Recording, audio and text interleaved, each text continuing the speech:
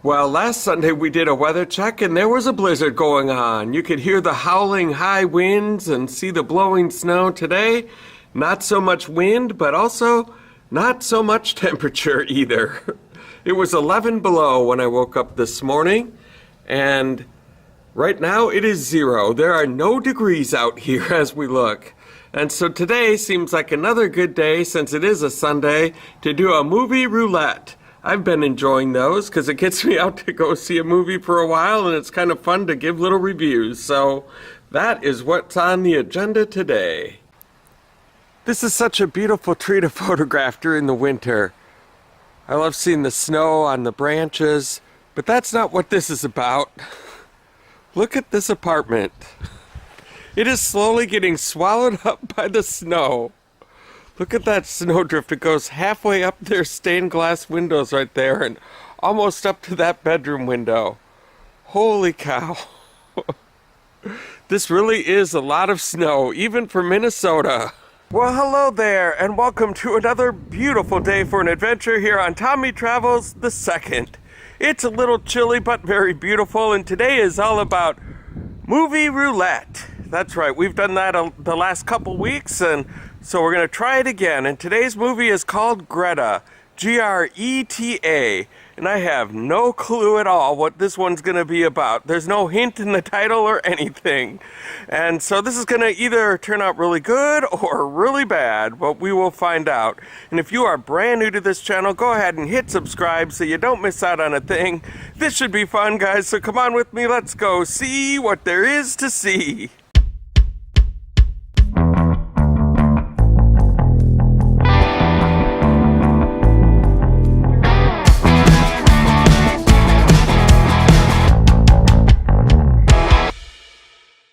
Oh, good. This gas station sells ice in Minnesota, where it is currently -1.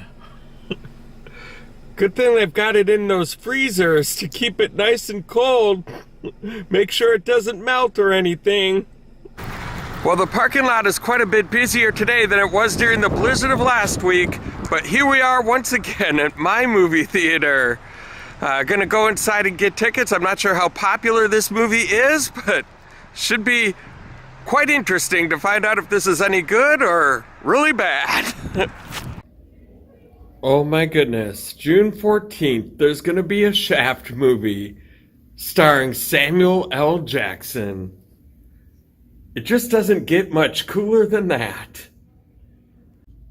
And on April 5th, Shazam! They're gonna make a movie about him. In the comments below, let me know if you ever remember watching the TV show way back in the day. And look at this. They do entertainment big here at Regal, and if you want to win a Los Angeles family getaway, all you have to do is buy tickets to Wonder Park and use your Regal Crown Club card. And you too can head to Los Angeles.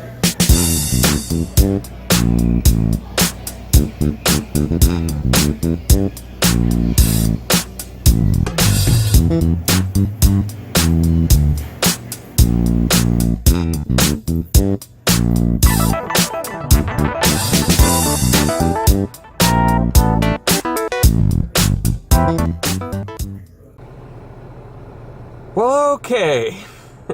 After having seen 2 good movies the last 2 weeks in a row, we have finally lost at the game of movie roulette. This week we saw the movie Greta. Greta is what it's called. And I had no idea anything about this movie going in. So I had no preconceived notions of if it was going to be good or bad or indifferent. And I went in and I found out it's bad. This is not one that'll go on the old recommended list, because if you've seen any movie on the Lifetime channel within the last 20 years, you've seen this movie. It has all of the stalker movie cliches, where the person starts out kind of like a saint, almost too good to be true, very nice person, and they turned out to be not very nice. Pretty psycho. And that's how this movie starts off, with a young gal who's living in New York with her girlfriend, just rooming together, and this gal is new to New York. She doesn't know all the ways. Her roommate tries to tell her, it's dangerous out there. But anyway, this girl is on a subway and she finds a purse sitting in the seat. She looks through the purse, finds the ID, tracks down the lady that it belongs to, an older French lady. And from there, the movie goes forward. You find out the lady is a psycho. They have all of the cliches in this movie. It was not good. And by cliches, I mean they have them all. The best friend warns the person to stay away, but they do not listen. The stalker starts stalking them, but in a legal way. So when they call the cops can say, well, there's nothing we can do about it. Every one of these kind of movies, it's always the least helpful cops in the whole city that show up. Anytime they have an encounter with the cop, it's always like, well, and the courts are way backed up. There's nothing we're going to be able to do for you. It's just, it makes you angry watching it. And then when a law enforcement person finally does show up, it's only one of them.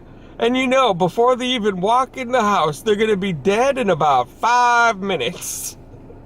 It's just always the way it works. I'm not even giving any spoiler alerts to this movie. I'm talking about movies in general like this. But I don't have to because it's such a paint-by-the-numbers script. And so, why can't they have any type of originality in these kind of movies? Why couldn't they make a movie that starts off like this, but it turns out that the person being stalked is the real villain in the movie? There's a twist that really makes it turn to the person that started to stalk them becomes really sorry that they did. And why is it that I'm the one that has to think of these things? There has to be someone in Hollywood that can come up with an original idea. And that person was not available for this movie. And therefore, it gets a 5 out of 10 on a scale of Eat, Pray, Love to 10. I'm sorry. It gets an extra point because it is an all-female cast. Even the villain is female. And that's kind of cool. They're making a stride to go in the right direction and give females some more opportunities in Hollywood. Bravo for that. But I hope that's not what they're using to advertise this movie, because it's a bad movie. It's not helping the cause to have a paint-by-numbers Lifetime movie script. The only thing it was missing is Meredith Baxter Birney, for crying out loud. Or Nancy McKeon, who played Jo on Facts of Life. And she was in a lot of those as well. But yeah, not good. And so, again, it gets a 5 on a scale of Eat, Pray, Love to 10. The reason it's not an even lower score, even with the paint-by-numbers script and everything, there are some suspenseful moments in this movie. It does qualify as a movie. The acting isn't great, but it keeps you occupied. So if you happen to see it on Netflix someday, or if it's on TV, and you're bored and you're stuck in the house and you want to watch it, go ahead and watch it. It'll take your mind away from things for an hour and a half, and so it's not the worst movie in the world, but it's not the best movie in the world by far, and I probably wouldn't go to the theater to go rush out and see it. So this has been another episode of Movie Roulette on Tommy Travels II. And if you liked what you saw here today, go ahead and hit like on my YouTube channel. while you're at it, go ahead and hit subscribe and the little bell notification next to it so you can be the first to know when a new adventure comes out. And you guys, thank you so much for the support that you've given me so far. We're up to 21 subscribers now, so we've gone up a few. We're getting some new friends and new people commenting in the comment section. That's awesome. And go ahead and spread the word. Anybody else that you think might be interested in this type of content, let them know about it. Share it with them. Let's grow this thing into something bigger. And you guys, once again, thank you for everything you've done for me so far, and I hope to catch you on the flip side.